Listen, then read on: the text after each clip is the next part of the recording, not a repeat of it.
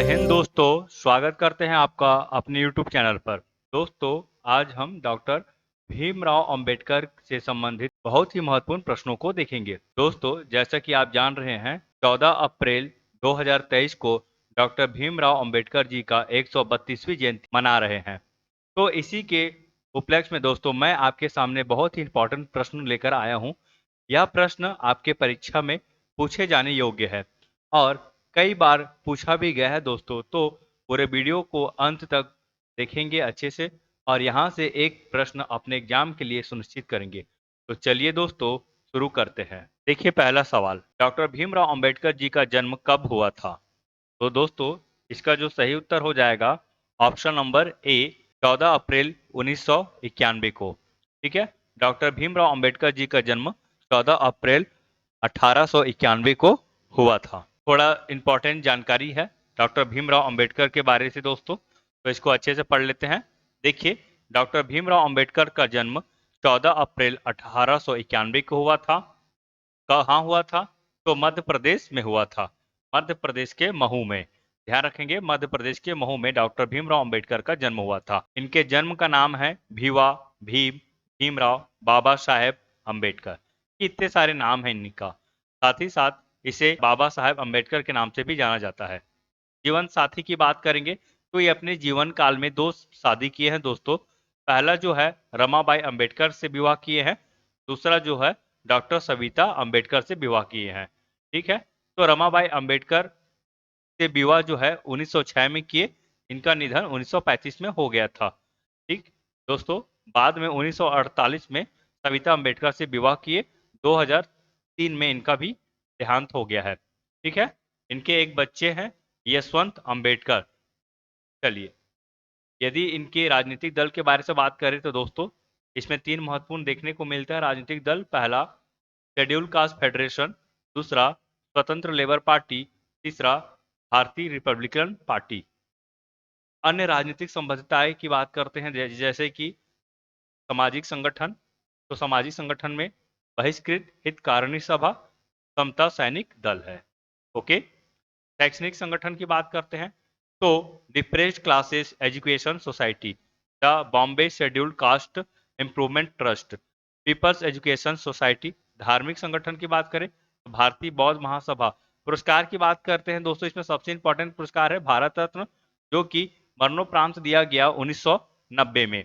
मृत्यु 65 वर्ष की उम्र में 1956 में मृत्यु हो गई है। ठीक है, और इसकी स्मारक नई दिल्ली में है।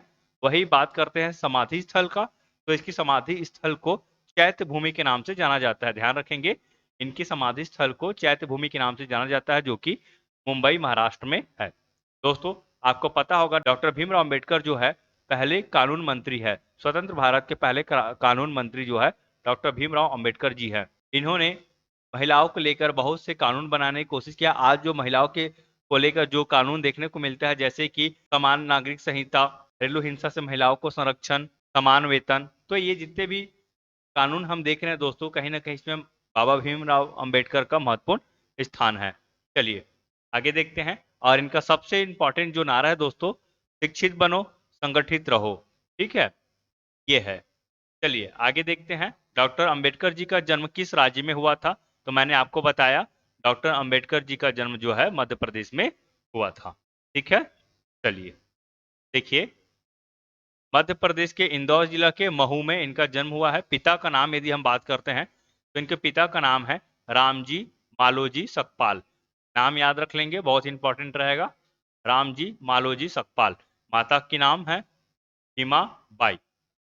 चलिए आगे देख लेते हैं दोस्तों, भारत सहित पूरे विश्व भर में किस दिन अंबेडकर जयंती मनाई जाती है? तो अंबेडकर जयंती उनके जन्म दिवस के उपलक्ष्य में मनाया जाता है 14 अप्रैल को। ध्यान रखेंगे। चलिए अगला क्वेश्चन देखते हैं, और दोस्तों इसे ध्यान रखेंगे, इनके मूर्ति को स्टैच्यू ऑफ नॉलेज के नाम से जाना जाता है। ध्यान रखेंगे, आगे मैं आपको बताऊंगा इसके बारे से। और देखिए, 14 अप्रैल को अंबेडकर जयंती, समानता दिवस और ज्ञान दिवस डॉक्टर भीमराव अंबेडकर जी की याद में मनाया जाता है। तो समानता दिवस और ज्ञान दिवस के नाम से इनके जन्मदिन को मनाया जाता है। चलिए अगला क्वेश्चन देखिए, डॉक्टर अंबेडकर जी की 2023 में कौन सी जयंती मनाई जा रही है? तो 2023 में डॉक्टर अंबेडकर जी की 132वीं जयंती मनाई जा रही है। बहुत ही इंपॉर्टेंट दोस्तों, आपके एग्जाम में यह क्वेश्चन आ सकता है, तो इसे आप अच्छे से पढ़ लिए रहेंगे। चलिए, अंबेडकर जी की पहली जयंती जो है 14 अप्रैल 1928 को सदाशिव रणपीसे के द्वारा पुणे नगर में मनाई गई थी, ध्यान रखेंगे। चलिए अगला देख लेते हैं। डॉक्टर अंबेडकर जी को अन्य किस नाम से जाना जाता है? तो देखिए, इसे बाबा साहब के नाम से जाना जाता है, संविधान के शिल्पकार है। आपको पता होगा संविधान निर्माण में इनका बहुत ही बड़ा योगदान है और प्रारूप समिति के ये अध्यक्ष भी रहे हैं। आधुनिक भारत के मनु, तो इसे जो है उपयुक्त सभी इन तीनों नामों से भी जाना जाता है। भारतीय संविधान का निर्माता किसे कहा जाता है? तो मैंने आपको बताया, भारतीय संविधान का निर्माता जो है डॉक्टर भीमराव अंबेडकर को कहा जाता है। चलिए अगला क्वेश्चन देखिए। संविधान निर्माण हेतु प्रारूप समिति के अध्यक्ष कौन थे? तो अभी मैंने आपको बताया, तो प्रारूप समिति के अध्यक्ष जो है भीमराव अंबेडकर जी थे। प्रारूप समिति का गठन कब हुआ था? तो प्रारूप समिति का गठन जो है 29 अगस्त 1947 को हुआ था। इसके 7 सदस्य हैं, जैसे कि आप चित्र के माध्यम से देख भी पा रहे हैं। चलिए, डॉक्टर अंबेडकर जी ने बौद्ध धर्म को कब अपनाया था? तो इसका जो सही उत्तर हो जाएगा 1956। तो 1956 में डॉक्टर अंबेडकर जी ने बौद्ध धर्म को अपनाया था। ध्यान रखेंगे, वो हिंदू धर्म से ट्रस्ट हो गए थे, क्योंकि हिंदू धर्म में बहुत सारी क्रूतियाँ, आडंबर, ये सब चीज देखने को मिलता था। और सबसे ज्यादा इंपॉर्टेंट, जाति, छुआछूत, तो इन्हीं कारणों से डॉक्टर अंबेडकर ने अपने धर्म को परिवर्तन किया और हिंदू धर्म से बौद्ध धर्म को मानना शुरू किए। चलिए अगला क्वेश्चन देखिए। डॉक्टर अंबेडकर जी ने बौद्ध धर्म को कहाँ अपनाया था? ठीक है, तो इसका जो सही उत्तर हो जाएगा, देखिए, डॉक्टर अंबेडकर जो है बौद्ध धर्म को दीक्षा भूमि यानी कि नागपुर में अपनाया था। ध्यान रखेंगे, इसका सही उत्तर हो जाएगा ऑप्शन नंबर ए, दीक्षा भूमि नागपुर। चलिए अगला क्वेश्चन देखिए। द बुद्ध एंड हिज धम्म पुस्तक के लेखक कौन है? तो देखिए, इस पुस्तक का लेखक जो है डॉक्टर भीमराव अंबेडकर जी हैं। आप इस चित्र के माध्यम से भी देख सकते हैं, द बुद्ध एंड हिज धम्म, यहाँ पे लिखा हुआ डॉक्टर भीमराव अंबेडकर। ठीक है, ये। चलिए अगला क्वेश्चन देखिए। पीने के पानी के लिए सत्याग्रह करने वाले प्रथम और एकमात्र सत्याग्रही कौन थे? तो इसका जो सही उत्तर हो जाएगा डॉक्टर भीमराव अंबेडकर। आप देख सकते हैं दोस्तों, हरिजन समुदाय से बिलोंग करते थे और इन्हें छुआछूत, सामाजिक बुराई जैसे बहुत सारी चीजों से गुजरना पड़ा था। ठीक है, और सत्याग्रह करने पड़े इन्हें अपने समुदाय के लोगों के लिए, ताकि वो सार्वजनिक घाट है, सरोवर है, नदी है, वहां से पानी का उपयोग कर पाए। ठीक है, चलिए अगला क्वेश्चन देखिए। निम्न में से किसने तीनों गोलमेज सम्मेलनों में भाग लिया था? तो इसका सही उत्तर हो जाएगा doctor Bhimrao Ambedkar. Option number D जो है इसका सही उत्तर हो जाएगा। ठीक है, आपको पता होगा कि गोलमेज सम्मेलन जो है 1930, 1931 और 1932, ये 3 साल तक चला था और तीनों में जो है भीमराव अंबेडकर जी जो है भाग लिए थे। ठीक है, और इनका भाग लेने के पीछे कारण था कि इनके समाज को, बोलने का मतलब ये है कि जो हरिजन समाज है उन्हें भी प्रतिनिधित्व मिले शासन में। चलिए अगला क्वेश्चन देखिए। स्वतंत्र भारत के प्रथम कानून और न्याय मंत्री कौन थे? तो इसका भी सही उत्तर हो जाएगा भीमराव अंबेडकर जी। भीमराव अंबेडकर जो है स्वतंत्र भारत के प्रथम कानून मंत्री थे। चलिए अगला इंपॉर्टेंट क्वेश्चन देख लेते हैं। पूना समझौता किसके किसके बीच हुआ था? तो देखिए, पूना समझौता जो है महात्मा गांधी और अंबेडकर जी के बीच में हुआ था। ध्यान रखेंगे, यहीं से रिजर्वेशन वाली जो कड़ी जो है सामने आई थी। ठीक है, क्योंकि इस समय जो है जो संसद है वहां पे रिजर्वेशन की बात की गई थी, जहां पे दलित समुदाय को भी रिजर्वेशन के माध्यम से आगे बढ़ने का मौका दिया गया था। और तब से आज तक हम रिजर्वेशन को भी देखते आ रहे हैं दोस्तों। तो पूना समझौता के द्वारा ही ये चीज हो पाया। चलिए, भीमराव अंबेडकर जी और गांधी जी, आज के इतिहास में हम ये देख लेते हैं। अगस्त 1932 में ब्रिटिश सरकार ने दलितों को 2 वोट का अधिकार दिया। ठीक है, आपको पता होगा, ये जो है गोलमेज सम्मेलन जब कंप्लीट हो गया था, तब जाकर ये निर्णय लिया गया था अंग्रेजों के द्वारा, और वहां पे जो है दलित समुदाय को भी अलग से प्रतिनिधित्व दिया गया था वोटिंग में। ठीक है, चलिए, अंग्रेजों के इस फैसले के खिलाफ गांधी जी आमरण अनशन पर बैठ गए थे। फिर 24 सितंबर 1932 को पुणे की येरवड़ा जेल में गांधी अंबेडकर के बीच इसे खत्म करने के लिए समझौता हुआ था। और इसे ही पूना पैक्ट समझौता कहा जाता है। ध्यान रखेंगे पूना पैक्ट समझौता जो है 24 सितंबर 1932 को हुआ था। ध्यान रखेंगे पूना पैक्ट समझौता 24 सितंबर 1932 को हुआ था पूना की येरवड़ा जेल में। देखिए उस समय जो गांधी जी जो है ना वो जेल में बंद थे, ठीक है, तो जेल में ही यह समझौता हो गया था। चलिए आगे देख लेते हैं। 1936 में स्वतंत्र लेबर पार्टी की स्थापना किसने की थी? तो इसका सही उत्तर हो जाएगा डॉक्टर भीमराव अम्बेडकर। ठीक, चलिए आगे देख लेते हैं। भीमराव अम्बेडकर जी ने किस बैंक के निर्माण में अहम भूमिका निभाई थी? तो इसका भी सही उत्तर हो जाएगा ऑप्शन नंबर बी, आरबीआई। तो ध्यान रखेंगे आरबीआई के निर्माण में जो है इनका बहुत ही महत्वपूर्ण भूमिका है। चलिए अगला क्वेश्चन देख लेते हैं। एकमात्र भारतीय जिनकी प्रतिमा लंदन संग्रहालय में कार्ल मार्क्स के साथ लगाई गई है, निम्न में से कौन है? तो इसका उत्तर हो जाएगा doctor Bhimrao Ambedkar. Option number B जो है इसका सही उत्तर। चलिए डॉक्टर भीमराव अम्बेडकर अंतर्राष्ट्रीय हवाई अड्डा कहाँ है? तो इसका सही उत्तर हो जाएगा नागपुर में।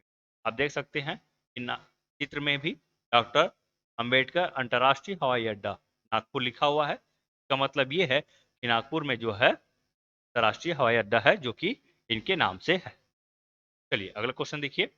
The problem of the rupee, its origin and it's solution नामक पुस्तक के लेखक कौन है? Option number D doctor Ambedkar. ठीक है, देख सकते हैं चित्र के माध्यम से ये पुस्तक है the problem of the rupee. ठीक है, आपको पता होगा दोस्तों कि अर्थव्यवस्था के क्षेत्र में इन्होंने थीसिस लिखी हुई है, शोध किए हुए हैं, और जो कि भारतीय अर्थव्यवस्था को कहीं ना कहीं आगे बढ़ाता है। चलिए आगे देख लेते हैं। डॉक्टर भीमराव अम्बेडकर जी का निधन कब हुआ? तो देखिए डॉक्टर भीमराव अम्बेडकर जी का जो निधन जो है 6 दिसंबर 1956 को हुआ। सही उत्तर हो जाएगा ऑप्शन नंबर ए 6 दिसंबर 1956। चलिए अगला क्वेश्चन देख लेते हैं। डॉक्टर भीमराव अंबेडकर जी के समाधि स्थल का नाम क्या है? तो इसका जो सही उत्तर हो जाएगा दोस्तों ऑप्शन नंबर डी जो है इसका सही उत्तर हो जाएगा चैत्रा भूमि। चलिए देखिए जो कर्म भूमि है ये शंकर दयाल शर्मा जी के नाम से है। शक्ति स्थल इंदिरा गांधी जी की समाधि स्थल है। वीर भूमि राजीव गांधी जी का समाधि स्थल है। ठीक, चलिए डॉक्टर अंबेडकर जी को मरणोपरांत भारत रत्न कब दिया गया था? देखिए इनको जो मरणोपरांत भारत जो है 1990 में दिया गया था, यानी कि इसका सही उत्तर हो जाएगा ऑप्शन नंबर बी 1990। चलिए अगला क्वेश्चन देखिए। बहिष्कृत हितकारिणी सभा की स्थापना किसने की थी? तो इसका जो सही उत्तर हो जाएगा option number C Bhimrao Ambedkar. चलिए अगला इंपॉर्टेंट क्वेश्चन देखिए। डॉक्टर अंबेडकर जी ने निम्न में से कौन सी पत्रिका शुरू की? तो देखिए मनुनायक, बहिष्कृत भारत, जनता, ये तीनों के तीनों पेपर जो है डॉक्टर अंबेडकर द्वारा शुरू किया गया है। तो इसका जो सही उत्तर हो जाएगा ऑप्शन नंबर डी उपयुक्त सभी। चलिए अगला क्वेश्चन देख लेते हैं। पाकिस्तान पर विचार नामक किताब किसने लिखा है? तो इनका भी सही उत्तर हो जाएगा option number B doctor Bhimrao Ambedkar. ठीक है, चलिए देखिए इसमें पाकिस्तान से संबंधित बहुत ही महत्वपूर्ण आपको आंकड़े देखने को मिलेगा। बहुत ही प्यारा सा बुक है दोस्तों, अगर आप पढ़ेंगे तो आपको पाकिस्तान से संबंधित जितने भी जो डाटा है और डॉक्टर अंबेडकर जो है क्या सोचते थे, क्या विचार रखते थे, वो सारी चीजें आपको इस बुक में देखने को पढ़ने को मिलेगा। चलिए अगला क्वेश्चन देखिए दोस्तों। महाराष्ट्र के लातूर में स्थापित स्टैच्यू ऑफ नॉलेज का संबंध किस महापुरुष से है? दोस्तों इसका उत्तर आप हमें कमेंट बॉक्स में दीजिएगा। ठीक है, आपका इंतजार रहेगा कमेंट बॉक्स पे। आप सभी की सभी से उम्मीद है कि आप इसका उत्तर सही सही दे पाएंगे। देखिए मैं आपको एक चीज और बता देता हूँ, इनका जो स्टैच्यू है जो 450 फीट जो कि मुंबई महाराष्ट्र में है, ये दुनिया की तीसरी नंबर की सबसे ऊंची स्टैच्यू है। तो ये भी बहुत इंपॉर्टेंट है, ध्यान रखेंगे। चलिए तो दोस्तों आपको मेरा वीडियो कैसा लगा प्लीज कमेंट करके जरूर बताइएगा, और मेरा वीडियो आपको पसंद आता है प्लीज अपने दोस्तों तक शेयर जरूर कीजिए। आप चैनल पे नए हैं तो चैनल को सब्सक्राइब कर लीजिए दोस्तों, क्योंकि इसी तरह का वीडियो आपको हमेशा देखने को मिलता ही रहेगा। तो मिलते हैं दोस्तों एक नए वीडियो के साथ। जय हिंद, जय भारत, वंदे मातरम।